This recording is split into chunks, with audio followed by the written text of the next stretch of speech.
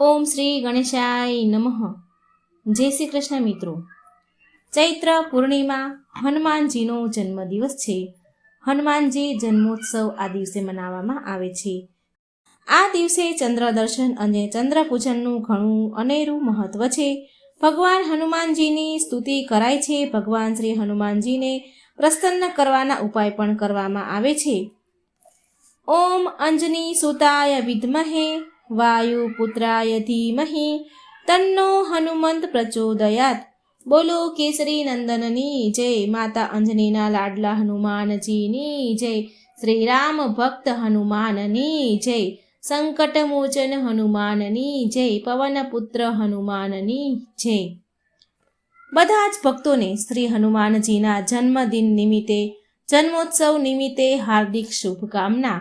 ભગવાન શ્રી હનુમાન તમારા ઉપર સદાય કૃપા દ્રષ્ટિ રાખે, તમારા સંકટો દૂર કરે એવી પ્રાર્થના છે મિત્રો. ચિરંજીવી દેવ હનુમાનજીની કૃપા આજે પણ સર્વ ભક્તો પર વરસતી રહે છે. આ દિવસે શ્રી હનુમાનજીના જન્મોત્સવ મનાવાય છે. જો કે આખા વર્ષમાં હનુમાનજીનો જન્મદિવસ 2 વખત આવે છે. પહેલો કારતક માસની વદ પક્ષની જે 14ની તિથિ હોય છે એ દિવસે, જેને આપણે કાળી ચૌદસ તરીકે મનાવીએ છીએ, ત્યારે હનુમાનજીનો જન્મદિવસ મનાવાય છે. બીજો છે આ ચૈત્ર માસની પૂર્ણિમાના દિવસે. કહેવાય છે કે જ્યારે શ્રી હનુમાનજી સૂર્યનારાયણને લાલ ફળ સમજીને મોઢામાં લઈ લીધા હતા, ત્યારે જગતમાં અંધકાર વ્યાપી ગયો. ત્યારે ઇન્દ્ર વગેરે દેવતાઓ ખૂબ જ ક્રોધે ભરાણા. ત્યારે ભગવાન સૂર્યનારાયણને ખાવા માટે શ્રી હનુમાનજી ઉપર ઇન્દ્રદેવે વજ્રથી પ્રહાર કર્યો, જેથી હનુમાનજી મૂર્છિત થઈ ગયા અને ધરતી પર પડી ગયા. અને જે પવનદેવ છે તે હનુમાનજીના પિતા કહેવાય છે, હનુમાનજીના પિતા છે, તે નારાજ થઈ ગયા. તેમને બહુ ગુસ્સો આવ્યો, ક્રોધ આવ્યો. માટે તેમણે પવનદેવે જગતમાં જે વાયુ પ્રવાહ વહી રહ્યો હતો, તે બ્રહ્માંડમાં વાયુ પ્રવાહ વહી રહ્યો હતો, બ્રહ્માંડમાં હલનચલન થઈ રહ્યું હતું, તે પવનદેવે બધું રોકી દીધું. માટે સૃષ્ટિમાં હાહાકાર મચ્યો. બધા જ દેવી દેવતાઓ પવનદેવને પ્રાર્થના કરવા લાગ્યા કે વાયુનો પ્રવાહ રોકો નહીં તો બધા જ જીવ સૃષ્ટિ પરના મૃત્યુ પામશે, હરેક જીવ મૃત્યુ પામશે. ત્યારે બ્રહ્માજીએ પવનપુત્ર હનુમાનજીને બીજું નવું જીવન આપ્યું. એટલે હનુમાનજી મૂર્છિત થઈને, નિષ્ક્રિય થઈને જમીન પર પડી ગયા હતા. ત્યારે બધા જ દેવી દેવતાઓ હનુમાનજીને શક્તિ આપી અને હનુમાનજીને આમ બીજો જન્મ કહેવાય છે. માટે હનુમાનજીને 2 વખત જન્મદિવસ મનાવાય છે, જેને આપણે હનુમાન જન્મોત્સવ તરીકે ઉજવીએ છીએ. આમ 2 વખત શ્રી હનુમાનજીનો જન્મ ઉત્સવ મનાવાય છે. વાલ્મીકી રામાયણ અનુસાર ચૈત્ર માસની પૂર્ણિમાના દિવસે શ્રી હનુમાનજીનો જન્મ થયો હતો. અને કાર્તિક માસની ચતુર્દશીના દિવસે સીતાજીએ હનુમાનજીને વરદાન આપ્યું હતું ચિરંજીવી થવાનું. એટલા માટે પણ 2 વખત જન્મદિવસ મનાવાય છે. આમ જુદી જુદી ધારણાઓ છે મિત્રો. આ દિવસે હનુમાન જન્મોત્સવના દિવસે હનુમાનજીના કવચ પાઠ, હનુમાન ચાલીસા પાઠ, હનુમાનજીના સુંદરકાંડ પાઠ, બજરંગ બાણ પાઠ, હનુમાનજીના 108 નામ, હનુમાનજીનું સહસ્ત્ર નામ પાઠ અને હનુમાનજીની કથાઓ, વાર્તાઓ સાંભળવાનો ખૂબ જ મહિમા છે. ભગવાન હનુમાનજીના પૂજા આરાધના કરવાથી ભક્તોને મનોવાંછિત ફળ મળે છે. માટે મિત્રો આ દિવસે કથા, વાર્તા, ભગવાનની પૂજા અર્ચના જરૂર કરજો. હનુમાનજીને પ્રસન્ન જરૂર કરજો. પણ મિત્રો યાદ રાખજો કે હનુમાનજીની સાથે શ્રી રામ અને સીતાજીનું, રામ, સીતા, લક્ષ્મણનું પણ પૂજન કરવું ખૂબ જ જરૂરી છે. ભગવાન રામ વગર હનુમાનજી પૂજા સ્વીકારશે નહીં. માટે ભગવાન રામની પૂજા તમે અવશ્ય કરજો. તો આપણે આજે આ દિવસે નિમિત્તે ભગવાન શ્રી રામની હનુમાનજી સાથે જોડાયેલી કથાઓ આપણે સાંભળીશું. મહાવીર હનુમાનજીને ભગવાન શિવનો 11મો રુદ્ર અવતાર કહેવામાં આવે છે અને એ પ્રભુ શ્રી રામના અનન્ય ભક્ત પણ છે. હનુમાનજીએ વાનર જાતિમાં જન્મ લીધો છે. તેમની માતાનું નામ અંજની અને તેમના પિતાનું નામ વાનર રાજ કેસરી છે. આ કારણથી હનુમાનજીને આપણે અંજનાએ અને કેસરી નંદન વગેરે નામથી પણ બોલાવાય છે. હનુમાનજી જન્મોત્સવ નિમિત્તે હનુમાન જન્મની એક કથા આપણે સાંભળીએ. ઘણી બધી અનેક પૌરાણિક કથાઓ છે મિત્રો. જે મારા ધ્યાનમાં છે એ બધી જ કથા હું તમને આ વિડીયોમાં કહીશ. કે હનુમાનજીની 2-3 રીતે જન્મની કથા શાસ્ત્રોમાં વર્ણન કરેલી છે. તો આપણે આ એક કથા સાંભળીએ કે એકવાર અયોધ્યાના રાજા દશરથે તેમની પત્નીઓ સાથે પુત્રેષ્ઠી હવન કરી રહ્યા હતા. આ હવન પુત્ર પ્રાપ્તિ માટે કરવામાં આવી રહ્યો હતો. હવન સમાપ્તિ પછી ગુરુદેવે પ્રસાદની ખીર 3 રાણીઓને થોડી થોડી વહેંચવાનું કહી દીધું અને એ સમયે ત્યાં એક સમડી આવી અને એણે ખીરનો એક ભાગ લઈ અને તેની સાથે લઈ લીધો અને એક ખીરનો ભાગ લઈને ઉડી અને એ ત્યાં એ પ્રસાદ લઈ ગઈ જ્યાં અંજની માતા તપસ્યા કરી રહ્યા હતા. આ બધું ભગવાન શિવ અને વાયુદેવની ઈચ્છાની અનુસાર થઈ રહ્યું હતું. તપસ્યા કરતા કરતા અંજના માતાના હાથમાં જ્યારે ખીર આવી તો એણે ભગવાન શિવનો પ્રસાદ સમજીને ગ્રહણ કરી લીધો હતો. અંજની માતા આંખો બંધ કરીને તપસ્યા કરી રહ્યા હતા એટલે એના હાથમાં અચાનક ખીર આવી તો એણે શિવજીનો પ્રસાદ માન્યો અને એણે ગ્રહણ કરી લીધો અને એ પ્રસાદના કારણથી હનુમાનજીનો જન્મ થયો હતો. અને અન્ય કથાના અનુસાર એક દિવસ માતા અંજની પર્વતના શિખર પર ઊભા હતા ત્યારે સૂર્યદેવના તેજથી તેની સુંદરતામાં લીન હતા માતા અંજના. ત્યારે ત્યાં બહુ તેજ હવા શરૂ થઈ ગઈ. બહુ પવન ફૂંકાવા લાગ્યો અને હવાનો વેગ એટલો બધો તેજ થઈ ગયો કે માતા અંજનીના વસ્ત્ર પણ ઉડવા લાગ્યા. તેમણે વિચાર્યું કે આ જરૂર કોઈ દાનવ કે અસુરની ઉત્દંડતા હોઈ શકે છે. એટલે કે અંજની માતા ક્રોધિત થઈને બોલ્યા કે આ કોણ અભદ્ર છે જે મારા જેવી એક પતિવ્રતા પતિપારાયણ સ્ત્રીનું અપમાન કરવાની ચેષ્ટા કરી રહ્યું છે. ત્યારે તેમની સમક્ષ પવનદેવ પ્રગટ થયા અને ક્ષમા માંગતા બોલ્યા કે હે દેવી, મને માફ કરો અને શાંત થઈ જાઓ. તમારા પતિને જે વરદાન પ્રાપ્ત થયું છે એ અનુસાર તેમને મારા સમાન મારા જેવો એક શક્તિશાળી પુત્ર થશે. આ વરદાનને પૂરી કરવા માટે મજબૂર થઈને વિવશ થઈને મેં તમારા શરીરનો સ્પર્શ કર્યો છે. મારા સ્પર્શના માધ્યમથી રુદ્ર દેવતાનો એક અંશ પણ તમારા શરીરમાં પ્રવેશ કરી ચૂક્યો છે. માટે મહાદેવના અવતારના રૂપમાં તમારો પુત્ર આ ધરતી પર જન્મ લેશે. ત્યાર પછી ભગવાન શિવ મહાબલી હનુમાનના રૂપમાં વાનર રાજના ત્યાં જન્મ લીધો હતો. કાર્તિક કૃષ્ણ ચતુર્દશી મહાદિશામાં અંજના માતાના ઉદરમાંથી હનુમાનજીનો જન્મ થયો હતો. સૂર્ય ઉદય થતાં જ હનુમાનજીને ખૂબ ભૂખ લાગી. માતા અંજના તેમના માટે ફળ લાવવા ગયા અને આ તરફ લાલ કલરના સૂર્ય ભગવાનને જોઈ હનુમાનજી તેમને ફળ માનીને હનુમાનજી તેને લેવા માટે આકાશમાં ઉછળીને કૂદકો માર્યો. એ દિવસે અમાસ હોવાના કારણે સૂર્યને ગ્રસવા માટે રાહુ આવ્યો હતો, પરંતુ હનુમાનજીને બીજા રાહુ માની અને તે રાહુ ત્યાંથી ભાગી ગયા. સૂર્યને ક્યાંક હનુમાન ગળી ન જાય આ માટે ઇન્દ્રદેવ પ્રગટ થયા અને તેમણે હનુમાનજી ઉપર વજ્રનો પ્રહાર કર્યો. ઇન્દ્રદેવના આમ કરવાથી પવનદેવ દરેક પ્રાણી માત્રની વાયુનો સંચાર રોકી દે છે. પવનદેવે વાયુનો પ્રહાર રોકી દીધો. ત્યારે બ્રહ્મા આદિ બધા જ દેવોએ હનુમાનજીને અનેક વરદાન દીધા. બ્રહ્માજીએ અમિત આયુનું વરદાન આપ્યું. ઇન્દ્રદેવે વજ્રથી ક્યારે પ્રતાડિત ન થાય, વજ્રથી ક્યારે એને હાનિ ન થાય એવું વરદાન હનુમાનજીને દીધું. સૂર્યદેવે તેમના તેજથી યુક્ત સંપૂર્ણ શાસ્ત્રોના વિષયજ્ઞ થવાનું વરદાન આપ્યું. વરુણદેવે પાશ અને જળથી અભય રહેવાનું વરદાન આપ્યું. યમરાજાએ યમદંડથી અપવદ અને પાશથી નાશ ન થવાનું વરદાન દીધું. કુબેરજીએ શત્રુ મર્દની ગદાથી નિશંક રહેવાનું વરદાન દીધું. ભગવાન શિવે પ્રમદ અને અજય યોદ્ધાઓથી જય પ્રાપ્ત કરવાનું વરદાન દીધું. અને વિશ્વકર્માએ મયના બનેલા બધા જ પ્રકારના કર્મધ્ય અને અસહનીય શસ્ત્ર અસ્ત્ર તથા યંત્રો વગેરેથી કોઈ પણ ક્ષતિ કોઈ પણ હાનિ એમને ન થાય એવું વરદાન આપ્યું. આ પ્રકારે બધા જ વરદાન મેળવીને આગળ જઈને હનુમાનજી અમિત પરાક્રમના જે કામ કર્યા છે એ બધા જ હનુમાન ભક્તો જાણે છે, પ્રસિદ્ધ છે. આ બધી હનુમાનજીની જન્મની કથા હતી. હનુમાન જન્મોત્સવના દિવસે અભિજીત વ્રતમાં હનુમાનજીની વ્રત પૂજા કરવાનું બહુ શુભ માનવામાં આવ્યું છે. ઉત્તર પૂર્વ દિશામાં એક પાટલા પર લાલ કપડું પાથરી મૂકીને હનુમાનજીની સાથે ભગવાન શ્રી રામના ફોટાની સ્થાપના કરવી. હનુમાનજીને લાલ અને શ્રીરામને પીળા ફૂલ અર્પણ કરવા, લાડુ સાથે સાથે તુલસી દળ પણ અર્પણ કરવા. હવે હનુમાનજીની આ બે કથાઓ આપણે સાંભળી. હવે આપણે હનુમાનજીની બીજી પૌરાણિક કથા પણ સાંભળીશું. અને આ કથા બહુ રહસ્યમય કથા છે. લગભગ જ કોક ભક્તોએ આ કથા સાંભળી હશે. તો બોલો રામચંદ્ર ભક્ત હનુમાનજીની જય. બહુ રહસ્યમય આ અત્યંત પવિત્ર વાર્તા તમે પૂરા ધ્યાનથી સાંભળજો. અમૃતમય કથાનું રસપાન કરજો અને બીજાને પણ કરાવજો. બોલો જય શ્રી રામ, બોલો રામ ભક્ત હનુમાનની જય. મિત્રો, હનુમાનજીના 3 પિતા છે એ તો તમે સાંભળ્યું જ હશે. બધી જ જગ્યાએ હનુમાનજીના 3 પિતાની કથા લખેલી છે. પણ આ કથા કે આ 3 પિતા કેવી રીતે કહેવાયા?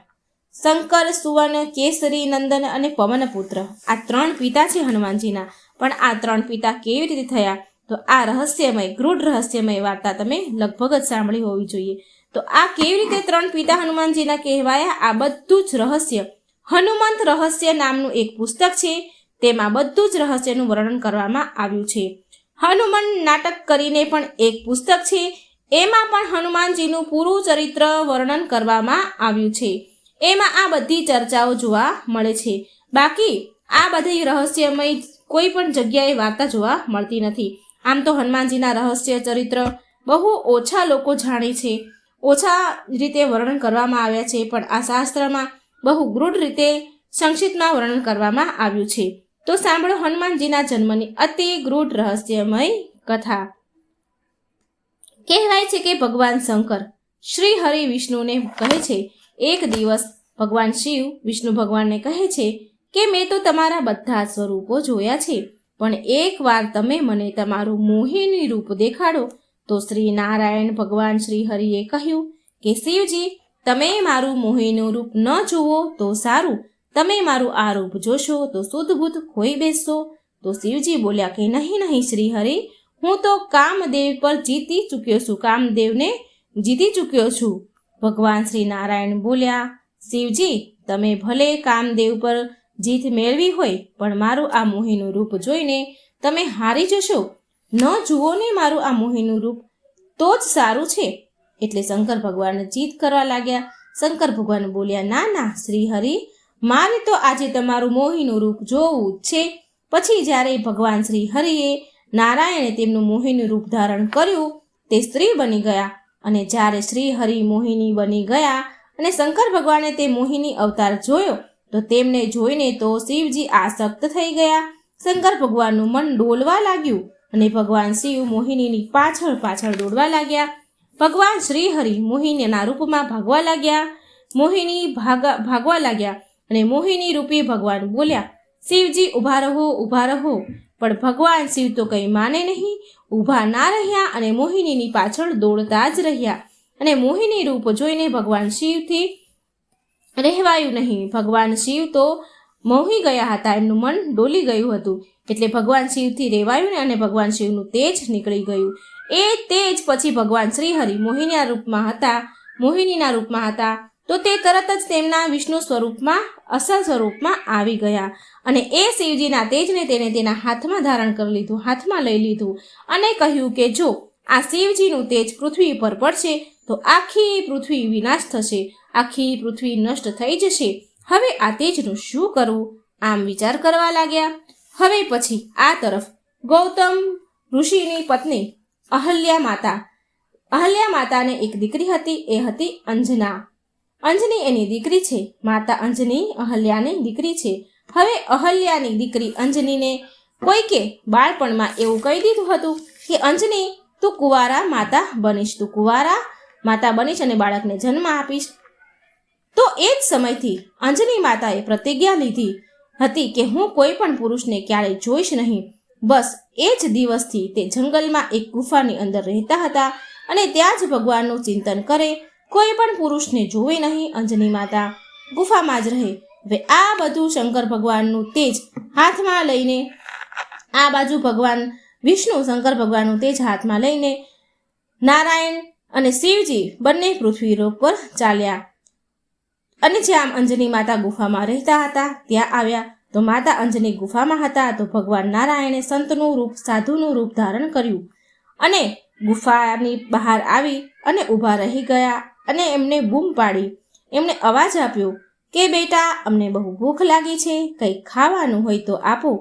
ખાવા પીવા મળશે? તો માતા અંજની બોલ્યા, હા જરૂર મળશે, પણ હું કોઈ પુરુષનું મુખ જોતી નથી. તમે એક કામ કરો કે ખાવા પીવાનું હું તમને બહાર જ આપી દઉં છું.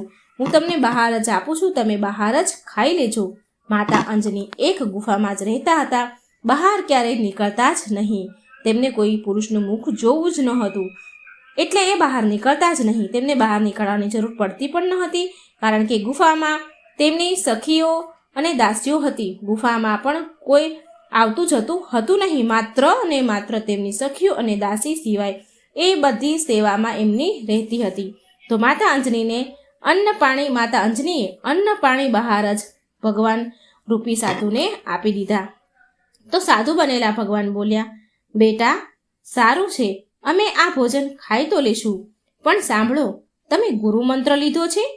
જેણે ગુરુમંત્ર લીધો નથી હોતો તો તેના હાથનું અમે અન્ન પાણી નથી ખાતા. તો માતા અંજની બોલ્યા, તો પછી તમે જ મારા ગુરુ થઈ જાઓ ને, મારા ગુરુ બની જાઓ. મા અંજની રાજી થઈ ગયા ગુરુ બનાવવા માટે એ સાધુઓને. તો સાધુ રૂપી ભગવાન બોલ્યા કે તો પછી તમારો કાન દેખાડો, તમારા કાનમાં હું ગુરુ મંત્ર આપું, તમારું કાન ધરો. એટલે માતા અંજનીએ તેમનો કાન ધર્યો. હવે આ તો ભગવાન નારાયણ હતા. ભગવાન નારાયણે અંજની માતાના કાનના માધ્યમથી એ શિવજીના તેજને અંજની માતાના કાનમાં પવન દ્વારા, વાયુદેવને કહ્યું કે આ શિવજીનું તેજ મારા હાથમાંથી ઉઠાવો અને માતા અંજનીના ગર્ભમાં સ્થાપિત કરી દો. તો અંજની માતાના કાનમાંથી તે તેજ ગર્ભમાં ગયું, એટલે અંજની માતા ગર્ભવતી થયા.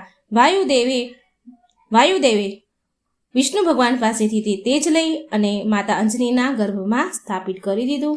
માતા અંજની ગર્ભવતી થઈ ગયા.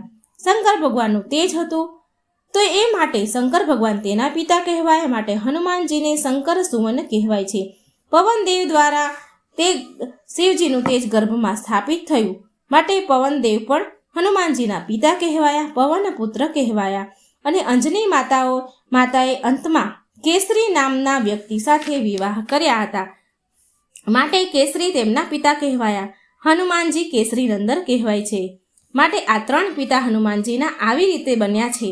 માતા અંજનીના લગ્ન કેસરીજી સાથે થયા અને પછી માતાએ લગ્ન બાદ હનુમાનજીને જન્મ આપ્યો, માટે કેસરીજીના પુત્ર કહેવાયા. અને જન્મ પછી શ્રી હનુમાનજીએ અંજની માતાને કહ્યું, માં, મને બહુ ભૂખ લાગી છે.